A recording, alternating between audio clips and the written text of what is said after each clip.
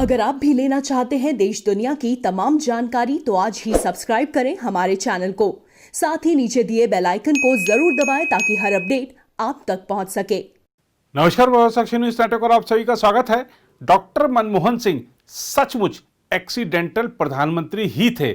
यह बात उनके पूर्व मीडिया सलाहकार संजय बारू या भाजपा के नेता ही नहीं कहते, बल्कि अमेरिका के पूर्व राष्ट्रपति बराक ओबामा ने भी कहा है कि डॉक्टर मनमोहन सिंह को उनकी काबिलियत की वजह से नहीं, बल्कि राहुल गांधी के पॉलिटिकल कैरियर को ध्यान में रखते हुए प्रधानमंत्री बनाया गया था। सोनिया गांधी जानती थी कि मनमोहन सिंह का कोई राजनीतिक आधार नहीं है और वह कभी राहुल गांधी के लिए खतरा नहीं बन सकते, इसलिए मनमोहन सिंह को प्रधानमंत्री पद पर बैठाया गया था। 10 साल तक ऐसे व्यक्ति को प्रधानमंत्री पद पर बैठाए रखा गया जो संजय बारू के मुताबिक हर निर्णय के लिए 10 जनपद की ओर ताकते थे। दरअसल 2004 के लोकसभा चुनाव के बाद जब प्रधानमंत्री पद की राह में सोनिया गांधी का विदेशी मूल का मुद्दा रोड़े की तरह आ गया तो गांधी परिवार ने सोनिया गांधी को त्याग की मूर्ति की तरह पेश करते हुए सरदार मनमोहन सिंह का नाम प्रधानमंत्री के रूप में आगे कर दिया। जबकि कांग्रेस में उस समय प्रणब मुखर्जी जैसे कद्दावर नेता मौजूद थे जिनकी अपनी अलग शख्सियत थी। प्रणब को कांग्रेस का चाणक्य माना जाता था, उनकी राजनीतिक सूझबूझ गजब की थी, लेकिन 10 जनपद को पीएम की कुर्सी के लिए एक ऐसा नेता चाहिए था जो देश से अधिक गांधी परिवार के लिए वफादार हो। गांधी परिवार की सोच के इस फ्रेम में मनमोहन सिंह बिल्कुल फिट बैठते थे, इसलिए मनमोहन सिंह की प्रधानमंत्री की कुर्सी पर ताजपोशी को एक्सीडेंटल प्राइम मिनिस्टर कहा जाने लगा। 2004 के बाद 2009 के लोकसभा चुनाव के बाद भी कांग्रेस की गठबंधन सरकार बनी। इस बार लग रहा था कि राहुल गांधी की प्रधानमंत्री के रूप में ताजपोशी हो जाएगी, लेकिन ऐसा 2 कारणों से नहीं हो सका। एक तो राहुल गांधी की अपरिपक्वता और दूसरा सोनिया गांधी को पर्दे के पीछे से सरकार चलाना ठीक लग रहा था, क्योंकि छवि उनकी नहीं मनमोहन सिंह की दागदार हो रही थी, इसीलिए वह इस व्यवस्था को जारी रखना चाहती थी।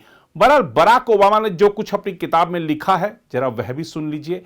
किताब ए प्रॉमिस्ड लैंड में ओबामा ने नवंबर 2010 के अपने भारत दौरे को याद करते हुए कहा कि उनके और मनमोहन सिंह के बीच एक गर्मजोशी भरा सकारात्मक बंधन बना था।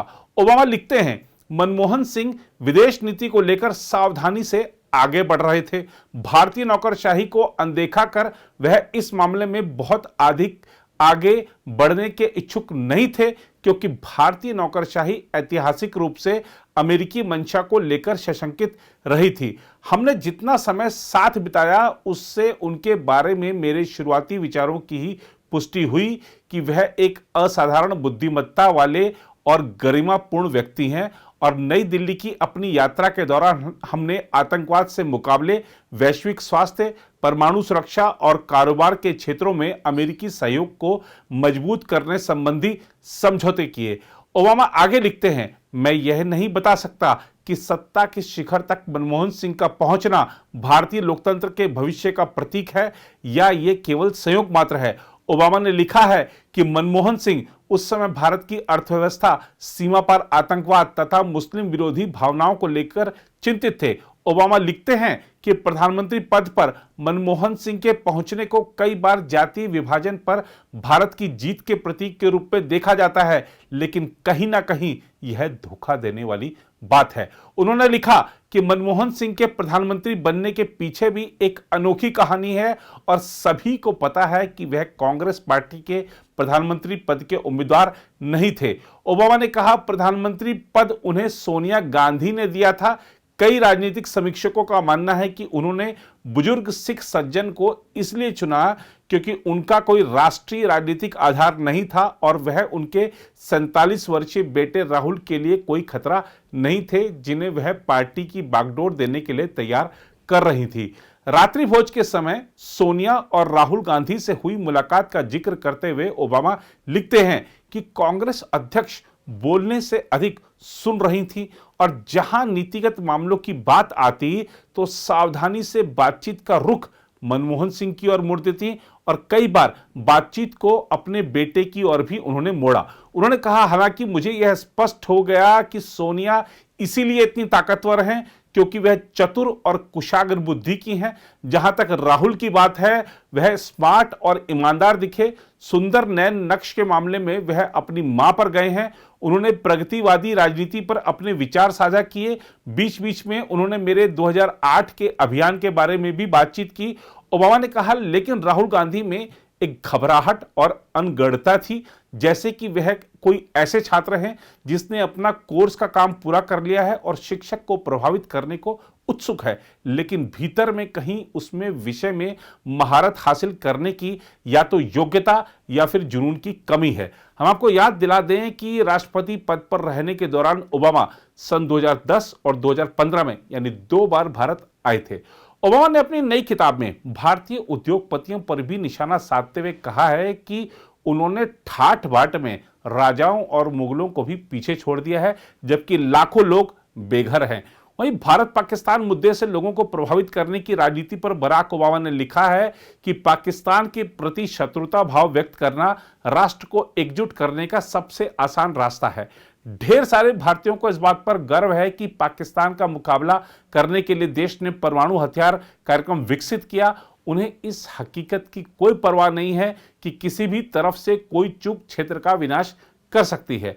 ओबामा ने अपनी पुस्तक में बताया है कि वह बचपन में इंडोनेशिया में गुजारे वर्षों के दौरान हिंदू महाकाव्यों, रामायण और महाभारत की कथाएं सुना करते थे, इसलिए उनके मन में भारत के लिए हमेशा विशेष स्थान रहा है। ओबामा ने भारत के प्रति अपने आकर्षण के बारे में कहा है, इसका एक कारण यह भी हो सकता है कि इंडोनेशिया में अपने बचपन का कुछ हिस्सा मैंने हिंदू महाकाव्यों, रामायण और महाभारत की कथाएं सुनते हुए बिताया, या इसका कारण पूर्वी धर्मों में मेरी रुचि हो सकती है, या इसका कारण कॉलेज के मेरे पाकिस्तानी और भारतीय मित्रों का समूह है जिन्होंने मुझे दाल और कीमा बनाना सिखाया और मुझे बॉलीवुड की फिल्में दिखाई। इसके अलावा ओबामा ने यह भी कहा है कि उन्होंने एबटाबाद में ओसामा बिन लादेन के ठिकाने पर छापा मारने के अभियान में पाकिस्तान को शामिल करने से इनकार कर दिया था, क्योंकि यह खुला रहस्य था कि पाकिस्तान की सेना, खासकर उसकी खुफिया सेवा में कुछ तत्वों के तालिबान और अलकायदा से संबंध थे और वे कई बार अफगानिस्तान और भारत के खिलाफ सामरिक पूंजी के तौर पर इनका इस्तेमाल करते थे। ओबामा ने अपनी किताब में राष्ट्रपति के रूप में अपने कार्यकाल में एबटाबाद में मारे गए छापे की जानकारी दी है। अमेरिकी कमांडो के इस छापे में दुनिया का सर्वाधिक वांछित आतंकवादी लादेन 2 मई 2011 को मारा गया था। उन्होंने बताया है कि इस अत्यधिक खुफिया अभियान का तत्कालीन रक्षा मंत्री रॉबर्ट गेट्स और पूर्व उपराष्ट्रपति और मौजूदा निर्वाचित राष्ट्रपति जो बाइडेन ने विरोध किया था। अमेरिका के पहले अश्वेत राष्ट्रपति ने बताया कि एबटाबाद में पाकिस्तानी सैन्य छावनी के बाहर एक पनाहगाह में लादेन के रहने की बात स्पष्ट हो जाने के बाद अलकायदा प्रमुख को मारने के लिए कई विकल्पों पर विचार किया गया। उन्होंने कहा कि इस अभियान की गोपनीयता बनाए रखने की आवश्यकता ने चुनौती बढ़ा दी थी। ओबामा ने कहा, हम जानते थे कि यदि किसी को बिन लादेन के बारे में हमारे कदम की जरा सी भी भनक लग गई तो मौका हमारे हाथ से चला जाएगा, इसलिए पूरी संघीय सरकार में केवल कुछ ही लोगों को अभियान की योजना की जानकारी दी गई थी। उन्होंने लिखा, हमारे सामने एक और रुकावट थी, हम भले ही कोई भी विकल्प चुनते, उसमें पाकिस्तान को शामिल नहीं किया जा सकता था। ओबामा ने कहा, हालांकि पाकिस्तान सरकार ने आतंकवाद विरोधी कई अभियानों में हमारे साथ सहयोग किया और अफगानिस्तान में हमारे बलों के लिए अहम आपूर्ति मार्ग मुहैया कराया, लेकिन यह खुला रहस्य था कि पाकिस्तान की सेना, खासकर उसकी खुफिया सेवाओं में कुछ तत्वों के तालिबान और अलकायदा से भी संबंध थे। वे यह सुनिश्चित करने के लिए सामरिक पूंजी के तौर पर कभी कभी इनका इस्तेमाल करते थे कि अफगान सरकार कमजोर बनी रहे और अफगानिस्तान पाकिस्तान के सबसे बड़े दुश्मन भारत के नजदीक न आने पाए। उन्होंने लिखा कि पाकिस्तान की सेना एबटाबाद परिसर से कुछ ही मील की दूरी पर थी, जिसके कारण इस बात की संभावना बढ़ गई थी कि पाकिस्तानियों को कुछ भी बताने से अभियान की जानकारी लीक हो सकती है। उन्होंने लिखा कि वे एबटाबाद में भले ही कोई भी विकल्प चुनते, उन्हें सबसे खतरनाक तरीके से अपने सहयोगी के क्षेत्र में बिना अनुमति घुसना पड़ता और इससे राजनयिक संबंध भी दांव पर लगे थे तथा इसने जटिलताएं भी बढ़ा दी थी।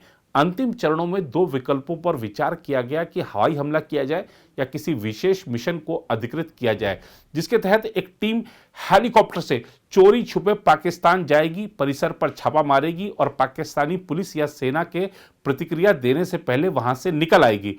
ओबामा और उनकी राष्ट्रीय सुरक्षा टीम ने दूसरे विकल्प को चुना। ओबामा ने कहा कि इस अभियान के बाद उन्होंने घरेलू और अंतर्राष्ट्रीय स्तर पर कई लोगों से फोन पर बात की, जिनमें से उनके लिए सबसे मुश्किल पाकिस्तान के तत्कालीन राष्ट्रपति आसिफ अली जरदारी से बात करना था, जिन्हें पाकिस्तान की संप्रभुता के हनन के कारण आलोचनाओं का शिकार होना पड़ रहा था। उन्होंने कहा, हालांकि मैंने जब उनसे बात की तो उन्होंने बधाई दी और सहयोग देने का आश्वासन दिया।